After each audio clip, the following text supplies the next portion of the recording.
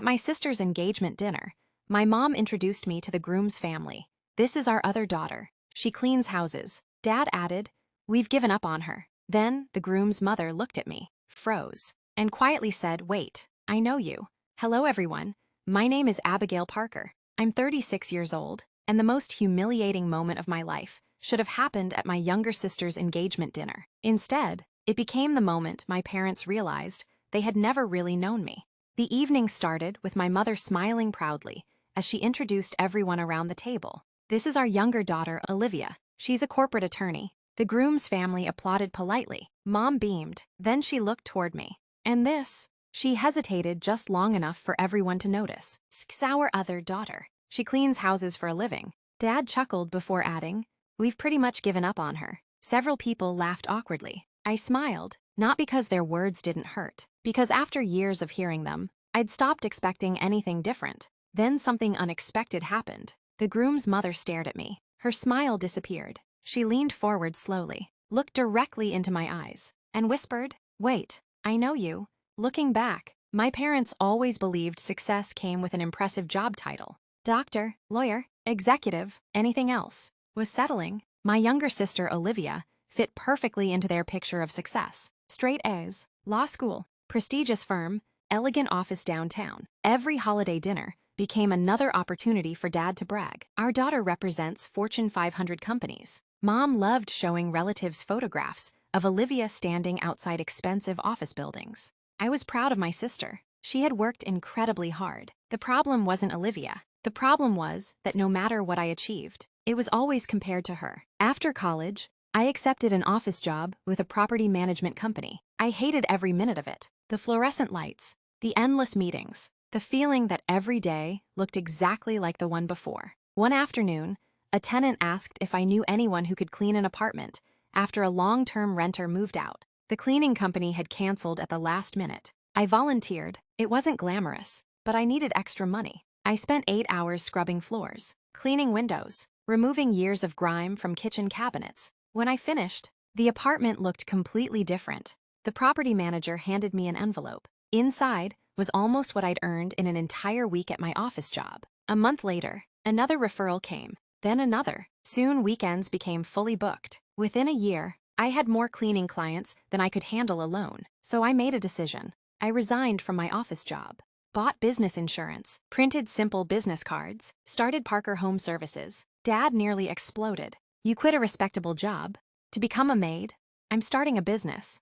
No, you're cleaning toilets. Mom tried to be gentler. Honey, you went to college, so this isn't what educated people do. I smiled. It pays the bills. Dad shook his head. You'll regret this. I never argued, because arguing wouldn't change their minds. Working would. The first 2 years were exhausting. I cleaned houses during the day, handled bookkeeping at night, answered customer emails before sunrise. I didn't have weekends. I didn't have vacations. But slowly, the business grew. 1 employee became 3. 3 became 8. By our 5th year, we had 4 fully staffed cleaning teams, serving hundreds of regular clients. We cleaned homes, vacation rentals, medical offices, law firms, even luxury estates. Most of our work came through referrals, not advertising. I became known for reliability, showing up exactly when promised, treating every client's home with respect. Meanwhile, my parents continued introducing me exactly the same way. She cleans houses. Never. She owns a company. Never. She employs people. Never. She built a business. Those details somehow never seemed important. I eventually stopped correcting anyone. People who respected honest work never needed an explanation. Those who didn't wouldn't believe one anyway. Ironically, Olivia became one of my biggest supporters. She'd often tease our parents. You know, Abby probably files more payroll than most small law firms. Dad always laughed. She's still cleaning houses. Olivia would roll her eyes. She's running a business. It's different. Dad refused to see the difference. Then, Olivia became engaged to Ethan, a financial analyst from a wonderful family. His parents were warm, kind, successful. They invited everyone to an elegant engagement dinner at a beautiful downtown hotel. Honestly, I almost declined. Large family gatherings usually ended with someone asking why I'd settled. Grandma convinced me otherwise. Go, for your sister. She was right. Olivia deserved my support. The evening began beautifully. Ethan's parents welcomed everyone warmly. His mother, Margaret, immediately impressed me. She treated every server by name, thanked everyone who brought food, smiled at every person she met. She seemed genuinely kind. Halfway through dinner, introductions began. Mom proudly stood. We're so excited our families are finally meeting. She wrapped an arm around Olivia.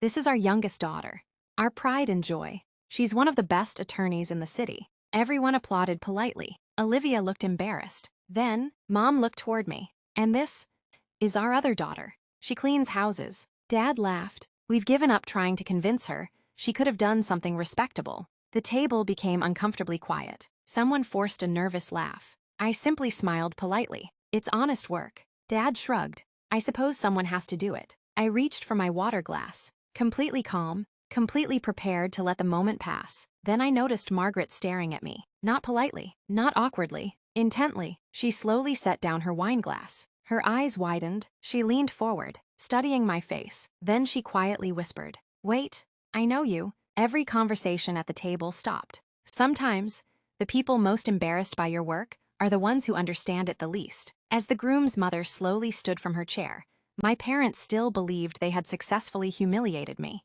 They had no idea she was about to tell the room exactly where she'd met me before.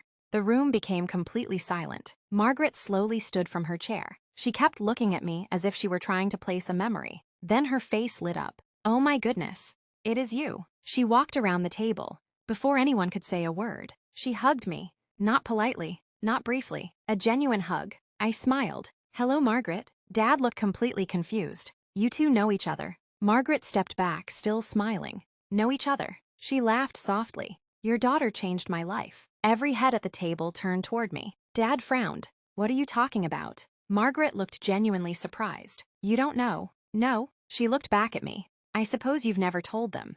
I shook my head. It never seemed important. Margaret pulled out her phone. After scrolling for a moment, she found a photograph. She turned the screen toward everyone. It showed a beautiful lakefront home. Large windows, perfect landscaping, a magazine-worthy kitchen. "I bought this house 4 years ago, after my husband passed away." She smiled at me. "When I first moved in, I was completely overwhelmed. The previous owners had neglected the property for years. Every cleaning company I called either canceled or quoted a ridiculous price. Then someone recommended Parker Home Services." She looked proudly at me. Abigail herself came to do the estimate. I smiled, remembering. The house needed a lot of work. It did. Margaret laughed. I expected a cleaning. Instead, till she gave me my home back. She turned toward my parents. "Your daughter didn't just clean. She noticed I was struggling. My husband had died only 3 months earlier. I barely had the energy to unpack. She organized every room, labeled storage boxes, found family photographs I'd accidentally packed away, even left handwritten notes reminding me where everything was." Her voice became emotional. I cried when I walked into my kitchen. The ballroom remained silent. Dad slowly looked at me. "You did all that?" I shrugged. It seemed like she needed a little extra help. Margaret smiled. "She refused to charge me for the extra days." I didn't refuse. "You only paid for the original estimate." She laughed. "Exactly. I tried. You wouldn't accept another dollar." She reached into her purse, then handed me a business card. "I've carried this for years." The edges were worn from being in her wallet. "I recommend Parker Home Services to everyone." Ethan looked amazed. "Mom, you never told us this." "I tell everyone who asks for a recommendation." She looked at me. "I just never expected Abby to be your fiancé's sister." Dad quietly interrupted. "Wait, you know her business?" Margaret smiled. "Know it? It's one of the most respected residential service companies in the county." She looked around the room. "They clean my home, my office, my vacation property, my friends' homes." Then she added something that made my parents freeze. "Last year, they were recognized by the local Chamber of Commerce as Small Business of the Year." Mom blinked. "They were?" Margaret nodded. "Of course. They employ more than 30 people now." I looked down, slightly embarrassed. "We're up to 32. Dad stared at me. 32 employees? "Yes. And? You own all of it?" "I started it from scratch." Silence. Complete silence. Olivia suddenly smiled. "I've been trying to tell you that for years." Dad didn't answer. He couldn't, because everything he'd believed about my life had just fallen apart. A few minutes later, dinner quietly resumed. People chatted again, but my father barely touched his food. When dessert arrived, he asked if we could speak outside. We walked onto the hotel terrace. City lights stretched across the skyline. For a long moment, neither of us spoke. Finally, he sighed. I owe you an apology. I looked at him calmly. For what? For every time I acted like your work wasn't real. You don't need to apologize for not understanding my business. No, I need to apologize for not respecting it. He rubbed his hands together nervously. I introduced you as someone who cleans houses. You do. I do. But that's not all you do. No, it isn't. He looked out over the city. When did all of this happen? Slowly. One client, then another, then another. I never stopped working. His voice became quiet. I never asked. No, you didn't. I was so busy bragging about job titles. Oh, I forgot character matters more. I smiled gently. I've never been ashamed of cleaning. I know. I think I was ashamed because I didn't understand it. Back inside, Margaret raised a glass. I'd like to make a toast. Everyone looked up.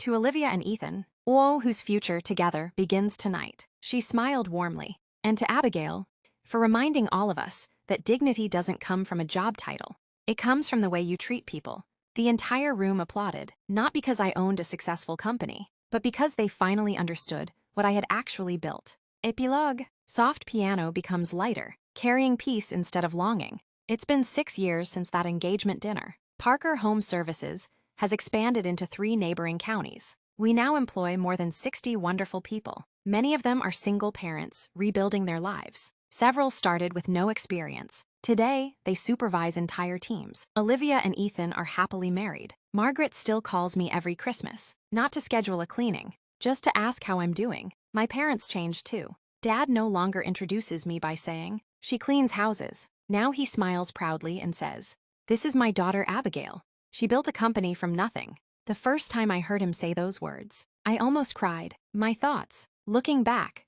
my parents believed dignity came from impressive titles. Life taught us something different. Every honest job deserves respect. Whether someone performs surgery, practices law, teaches children, or scrubs a kitchen floor, character is measured by the care you bring to your work, not by the title on your business card. Ironically, the people who once felt embarrassed that I cleaned houses eventually discovered the truth. I was never just cleaning houses. I was building trust, one client, one home, one relationship at a time. And in the end, that turned out to be the strongest foundation I could ever have built.